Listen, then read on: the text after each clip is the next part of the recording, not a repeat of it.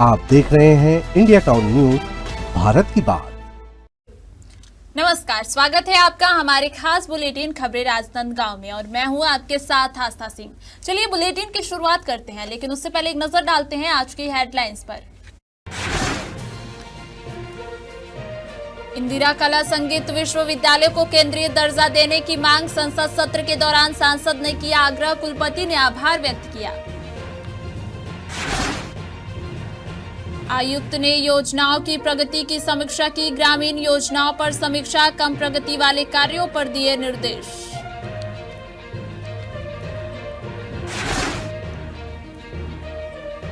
बेरोजगार युवाओं के लिए रोजगार का अवसर, सोनपुरी में 15 दिसंबर को प्लेसमेंट कैंप आयोजित, कार्यक्रम की जानकारी पहुंचाने के दिए निर्देश। राजनांदगांव में मवेशी पकड़ अभियान, सड़क सुरक्षा के लिए कार्रवाई, यातायात बाधा रोकने का प्रयास।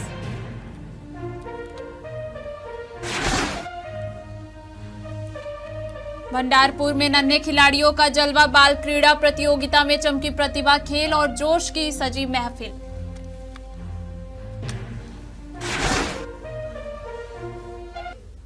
चलिए बढ़ते हैं खबरों की ओर।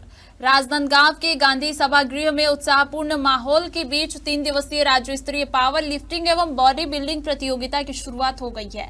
उद्घाटन समारोह में स्थानीय जनप्रतिनिधियों, खेल प्रेमियों और खिलाड़ियों की बड़ी संख्या में उपस्थिति रही। पहले ही दिन विभिन्न भार वर्गों में पावर लिफ्टिंग के मुकाबले हुए, जिसमें प्रदेश भर से आए खिलाड़ियों ने दमखम का शानदार प्रदर्शन किया। दर्शकों ने खिलाड़ियों का उत्साहवर्धन करते हुए तालियों के साथ स्वागत किया। आयोजकों ने बताया कि प्रतियोगिता में पुरुष और महिला वर्ग के सैकड़ों प्रतिभागी हिस्सा ले रहे हैं। 3 दिन तक चलने वाले इस आयोजन में पावर लिफ्टिंग के साथ साथ बॉडी बिल्डिंग के अलग अलग कैटेगरी में फाइनल मुकाबले भी आयोजित किए जाएंगे। खेल अधिकारियों ने बताया कि इस राज्य स्तरीय आयोजन का मुख्य उद्देश्य युवाओं में फिटनेस और खेल भावना को बढ़ावा देना है। समापन दिवस पर उत्कृष्ट प्रदर्शन करने वाले खिलाड़ियों को पुरस्कार और सम्मान भी दिए जाएंगे। प्रतियोगिता के दौरान गांधी सभागृह में सुरक्षा व्यवस्था और मेडिकल सुविधाओं का विशेष प्रबंध किया गया है, ताकि खिलाड़ी बिना रुकावट अपनी क्षमता का प्रदर्शन कर सके। राजनांदगांव के गांधी सभागृह में छत्तीसगढ़ राज्य पावर लिफ्टिंग और बॉडी बिल्डिंग का कंपटीशन रखा गया है। इस कंपटीशन को 3 दिवसीय रखा गया है। आयोजक अभी हमारे साथ में मौजूद है। ये all India Chhattisgarh power lifting 11वीं राज्य छत्तीसगढ़ पावर लिफ्टिंग प्रतियोगिता है।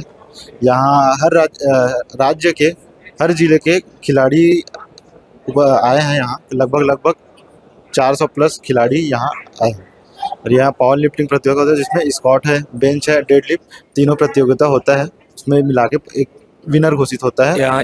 इसका उद्देश्य ये है कि क्षेत्र में हम पावर लिफ्टिंग को बढ़ावा दें, खेल को बढ़ावा दें, ताकि बहुत सारे लोग इससे जुड़े, हमसे जुड़े आके, क्योंकि आज की जनरेशन क्या हो रही है, लोग मोबाइल में, नशा में, इसी में ही लिप्त है। तो इससे क्या हो रहा है, हमारा देश मतलब हमारी जो जनरेशन है वो ख़राब हो रही है। तो इसके माध्यम से मैं ये संदेश देना चाहता हूँ कि लोग जिम जाएं, वर्कआउट करें, स्वस्थ रहें, मस्त रहें, क्योंकि because ultimately health is wealth.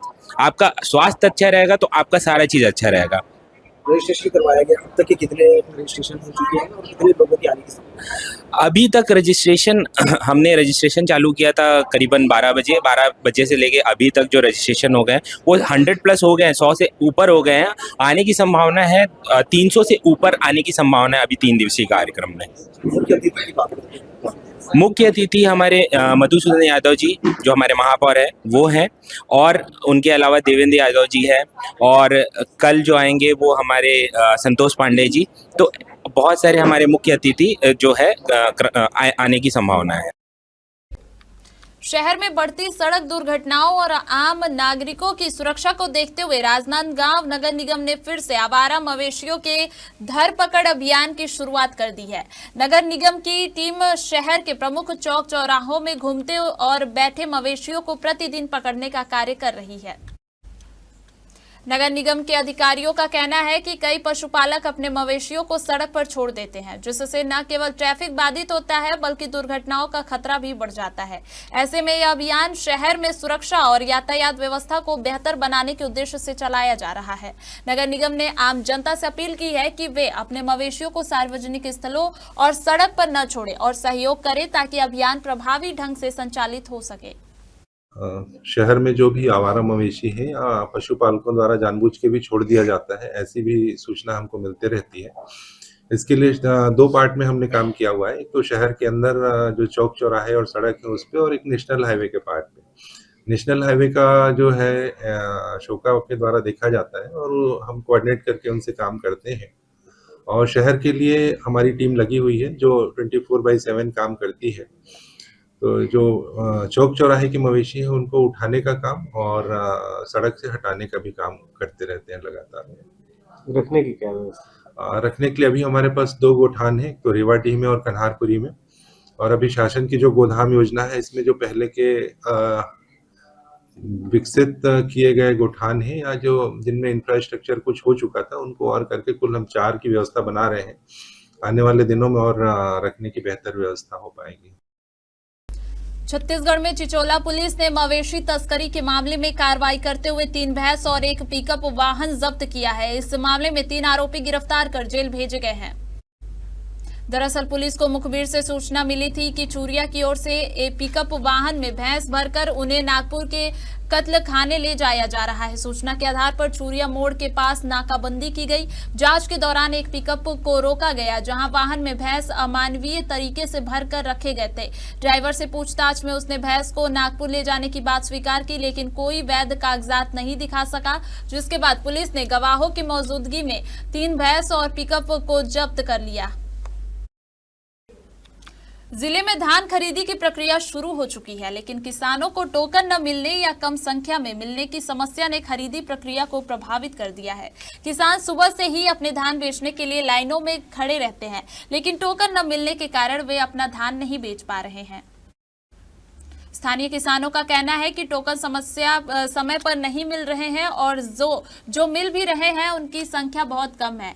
इसके कारण किसानों को लंबी कतारों में घंटों इंतजार करना पड़ रहा है, फिर भी उन्हें अपने धान बेचने का मौका नहीं मिल पा रहा है। इस स्थिति से किसान काफी असुविधा का सामना कर रहे हैं और उन्हें आर्थिक नुकसान का भी डर है। धान खरीदी केंद्रों पर व्यवस्थापन की ओर से यह बताया गया है कि टोकन वितरण में कुछ तकनीकी और व्यवस्थापकीय कारणों से देरी हो रही है और जल्द ही इसे सुधारने की कोशिश की जा रही है। किसानों ने प्रशासन से अपील की है कि पर्याप्त संख्या में टोकन उपलब्ध कराए जाएं ताकि वे समय पर अपना धान बेच सके और खरीदी प्रक्रिया सुचारू रूप से चल सके। थाना बसंतपुर एवं साइबर सेल राजनांदगांव की संयुक्त कार्रवाई में पिछले 1 वर्ष से फरार चल रहे धोखाधड़ी के आरोपी रोशन अहिरवार को गिरफ्तार किया गया है। पुलिस ने इस गिरफ्तारी को जनता के विश्वास और कानून के प्रति सख्ती का उदाहरण बताया। पुलिस के अनुसार आरोपी ने क्लब फोक्स मेंस वियर के राजनांदगांव स्थित शोरूम में मैनेजर के रूप में काम करते हुए बिक्री और हिसाब किताब में हेराफेरी कर कुल 5,50,318 रुपए की धोखाधड़ी की थी। फरार आरोपी विभिन्न राज्यों में पुलिस की पकड़ से बचने के लिए भाग रहा था। साइबर सेल की मदद से आरोपी को बिलासपुर से हिरासत में लिया गया है और पूछताछ में उसने अपना अपराध स्वीकार किया। गिरफ्तार आरोपी को न्यायालय में पेश किया गया और जेल वारंट मिलने के बाद जेल भेजा गया। वक्त हो चुका है एक छोटे से ब्रेक का। बने रहिए इंडिया टाउन न्यूज के साथ। कभी कभी चेहरे का छुपा दर्द दुनिया नहीं देख पाती है। दाग, मुहासे, झाइयां सब आपके आत्मविश्वास को कम कर देता है, पर अब नहीं, क्योंकि Rukhsana glow and fair face pack जो दे आपकी स्किन को वो प्यार जो सिर्फ प्रकृति दे सकती है। हर लेयर को साफ करे, हर दाग को करे हल्का और आपकी मुस्कान फिर से लौटाए। Because you deserve to glow naturally. Rukhsana herbal beauty product Amazon, Meesho और फ्लिपकार्ट में भी उपलब्ध। अमीन मोटर्स उड़ान ई रिक्शा छत्तीसगढ़ का नंबर 1 ई रिक्शा शोरूम, जहां आपको सभी प्रकार के ई रिक्शा के वैरायटीज उपलब्ध मिलेंगे। हमारा ई रिक्शा काफी मजबूत है और ये सालों साल चलता है, तो आज ही घर ले आइए आरटीओ इंश्योरेंस के साथ। हमारा पता है अमीन मोटर्स, प्यारेलाल चौक, जीई रोड, न्यायालय के पास, राजनांदगांव। 982717 4038 7724047008। राजनांदगांव की चिखली पुलिस ने शांति व्यवस्था बनाए रखने के अपने सतत अभियान के तहत शंकरपुर गौरा चौक के पास नशे में एक आरोपी द्वारा की जा रही गाली गलौज और विवाद की घटनाओं को रोकते हुए एक आरोपी को गिरफ्तार किया है। पुलिस के अनुसार आरोपी रवि यादव ने सार्वजनिक जगह पर गाली गलौज कर शांति भंग करने की कोशिश की और संज्ञेय अपराध होने की संभावना थी। आरोपी के विरुद्ध कार्रवाई की गई और उसे मानवीय न्यायालय राजनांदगांव पेश किया गया। इस कार्रवाई के बारे में पुलिस अधीक्षक अंकिता शर्मा ने कहा कि क्षेत्र में शांति और कानून व्यवस्था बनाए रखने के लिए अवैध शराब, गांजा बिक्री, असामाजिक तत्वों और सार्वजनिक स्थानों पर शराब पीने वालों के खिलाफ अभियान लगातार जारी रहेगी। संसद सत्र के दौरान राजनांदगांव के सांसद संतोष पांडे ने खैरागढ़ स्थित इंदिरा कला विश्वविद्यालय को केंद्रीय विश्वविद्यालय का दर्जा देने की मांग उठाई। उन्होंने कहा कि यह विश्वविद्यालय देश की सांस्कृतिक धरोहर है और शास्त्रीय कला को समर्पित एशिया का पहला संस्थान है। यहाँ नृत्य, संगीत, चित्रकला, मूर्तिकला, ग्राफिक्स, क्राफ्ट और डिजाइन जैसी विविध कलाओं का अध्ययन होता है। इसके अलावा सांसद ने यह भी बताया कि विदेशों से भी विद्यार्थी इस विश्वविद्यालय में शिक्षा ग्रहण करने आते हैं, लेकिन अब तक इसे उचित सम्मान नहीं मिला।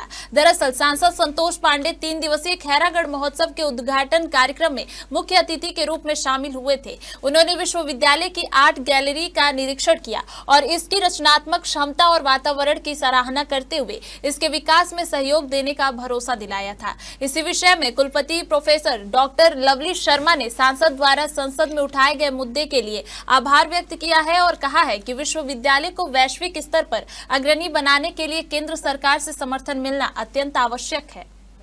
मेरे राजनांदगांव संसदीय क्षेत्र में खैरागढ़ में स्थित है इंदिरा कला संगीत विश्वविद्यालय, जो महोदय वैश्विक स्तर पर इसकी प्रतिष्ठा है, किंतु जो हमारी शास्त्रीय संगीत को समर्पित एशिया का ये पहला विश्वविद्यालय है जिसमें कथक, भरतनाट्यम, लोक संगीत सहित अनेक विधाओं की शिक्षा दी जाती है।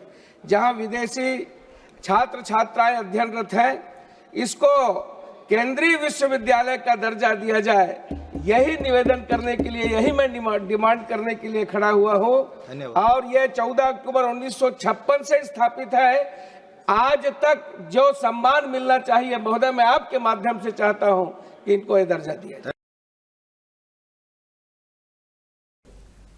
आयुक्त एवं संचालक तारण प्रकाश सिन्हा ने जिला पंचायत खैरागढ़ में महात्मा गांधी मनरेगा और प्रधानमंत्री आवास ग्रामीण योजना के प्रगति की समीक्षा की।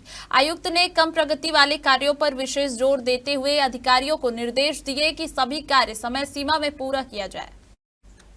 समीक्षा बैठक में सीओ जिला पंचायत प्रेम कुमार पटेल, पंचायत उप संचालक, जनपद सीओ, परियोजना अधिकारी, मनरेगा स्टाफ और विभिन्न लाइन विभागों के अधिकारी उपस्थित थे।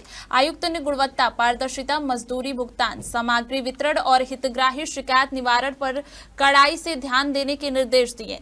उन्होंने कहा कि योजनाओं का उद्देश्य ग्रामीण जीवन में सकारात्मक बदलाव लाना है, इसलिए विभागीय समन्वय और नियमित मॉनिटरिंग बेहद आवश्यक है। बैठक में अधिकारियों ने आगामी कार्य योजना प्रस्तुत की, जिसमें जल संचयन और कृषि आधारित कार्यों को और प्रभावी बनाने पर विशेष बल दिया गया।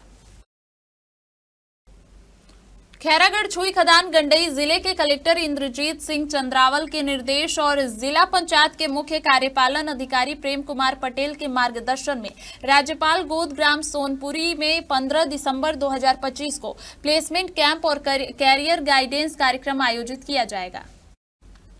कार्यक्रम प्रातः 10:30 से शुरू होगा, जिसमें जिले के बेरोजगार युवाओं के लिए विभिन्न कंपनियों में रोजगार के सुनहरे अवसर उपलब्ध होंगे। इस कार्यक्रम में कंपनियों द्वारा कई पदों पर भर्ती की जाएगी, जिसमें पदों के अनुसार न्यूनतम शैक्षणिक योग्यता 10वीं पास से स्नातक तक रखी गई है। जिला प्रशासन ने सभी ग्राम पंचायतों को मुनादी कराने और युवाओं तक कार्यक्रम की जानकारी पहुंचाने के निर्देश दिए हैं।